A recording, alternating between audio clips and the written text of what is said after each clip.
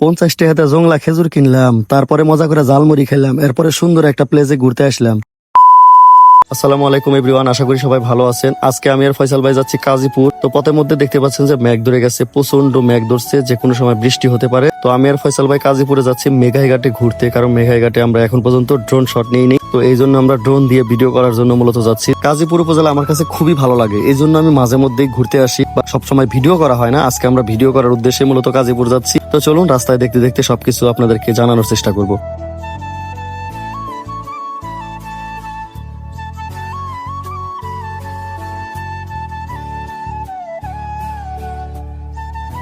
তো দেখতেই পাচ্ছেন আমরা কথা বলতে বলতে মেঘাইঘাটের যে রাস্তা সেখানে চলে আসছি। আর এই যে এখানে যে ছাতাগুলো দিচ্ছে, এখানে রাস্তাটা আরো উঁচু হবে। এটা উঁচু যখন হবে তখন ওখানে মানুষ খুব আরাম করে বসতে পারবে। আর এই জায়গাটা আপনারা ড্রোন থেকে দেখলেই বুঝতে পারবেন জায়গাটা কত সুন্দর।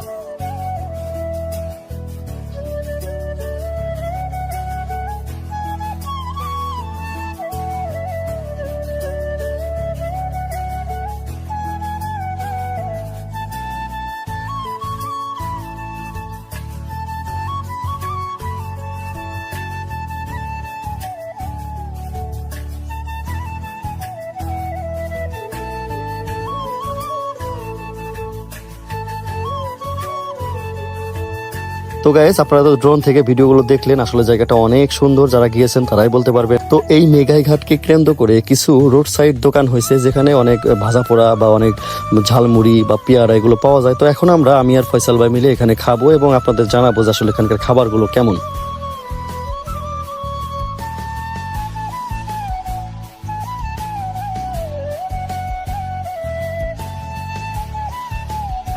কোন নামটা নাকি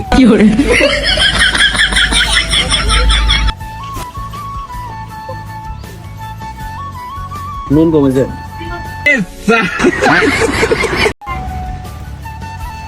ফয়সাল ভাই টেস্ট কিরকম? ভালো, স্বাদ আছে। এরপর ঝালমুড়ি টালমুড়ি খায়া ঝালমুড়ির দোকান থেকে একটা ড্রোন শট নিলাম। এই জায়গাটা হচ্ছে ছোট্ট একটা মেলার মতো, বাচ্চাদের বিনোদনের জায়গা। এটা হচ্ছে মেঘাইঘাটের দ্বিতীয় পার্ট। প্রথম পার্টে তো আপনাদেরকে দেখাইছিলাম নদী ওই পাশে, আর এটা হচ্ছে মেঘাইঘাটের মেন পার্ট। এখানে ছোট্ট একটা মেলার মতো, চারদিকে দোকান, মাঝখানে এক দুইটা খেলার জন্য বাচ্চাদের জন্য একটা সুন্দর জায়গা করা হয়েছে। এটা খুব ভালো লাগছে।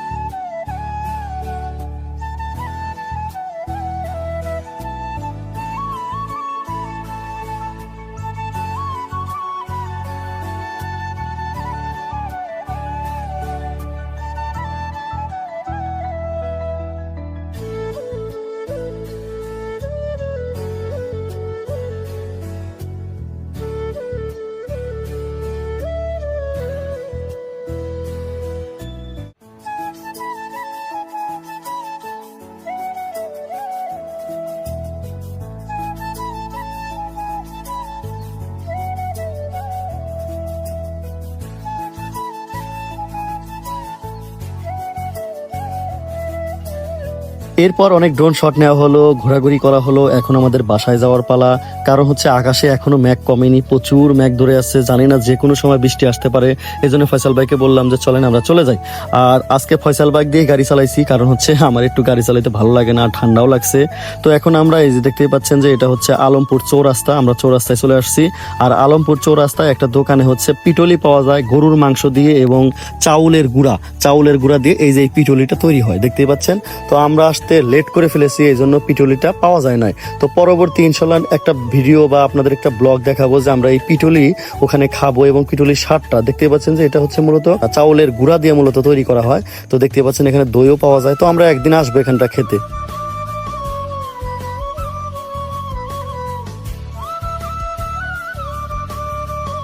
এরপর আমরা সালুয়া বিটায় বাজারে দাঁড়াই, কারণ প্রচন্ড বৃষ্টি হচ্ছিল। তো এখানে এক দোকানদার দেখতেছি যে তালের শ্বাসের পাশাপাশি দেশীয় যে আমাদের জংলা রাস্তার ধারে যে আপনার খেজুর গাছ থাকে, সেই খেজুরগুলো বিক্রি করতেছে।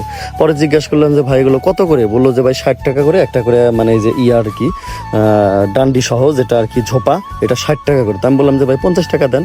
পরে আমাকে বললো আচ্ছা ঠিক আছে দাঁড়ান, আমি আপনাকে দিচ্ছি।